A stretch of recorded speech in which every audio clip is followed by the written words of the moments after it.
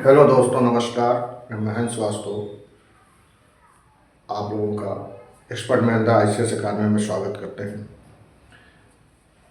पिछली बार उत्तर प्रदेश के बारे में, फसल चक्र के बारे में हम जानकारी देते आ रहे हैं पिछली क्लास में।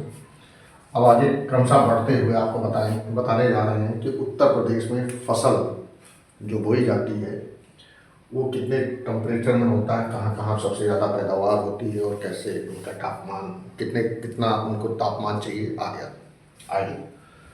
क्रमशः बढ़ते हुए जौ और गेहूँ जो 50 से 75 सेंटीमीटर वर्षा जहाँ पर होती है वहाँ पर 50 से 75 सेंटीमीटर वर्षा जहाँ पर होती हो और 10 से 15 डिग्री तापमान हो, वहाँ पर ये गेहूँ की फसल होती है।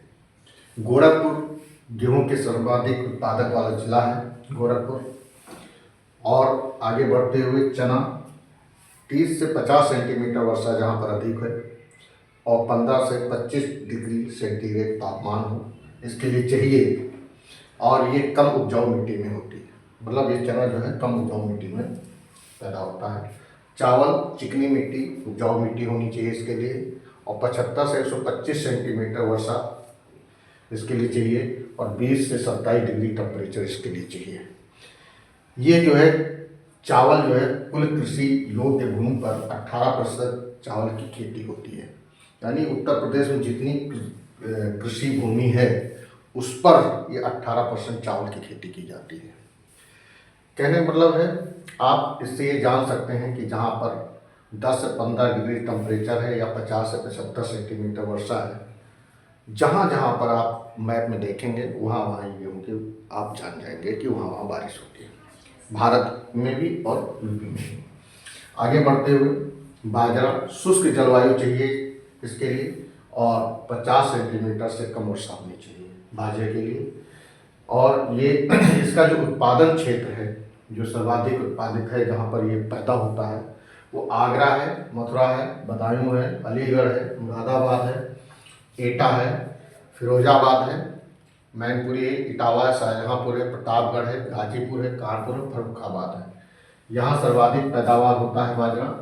और गन्ना की खेती जो है चिकनी दोमट मिट्टी इसके लिए चाहिए और 20 से 26 डिग्री सेंटीमीटर तापमान चाहिए, टेम्परेचर चाहिए। और इसके लिए 100 सेंटीमीटर से 200 सेंटीमीटर तक इसके मतलब बारिश होनी चाहिए, वर्षा होनी चाहिए, यानी पानी होना चाहिए।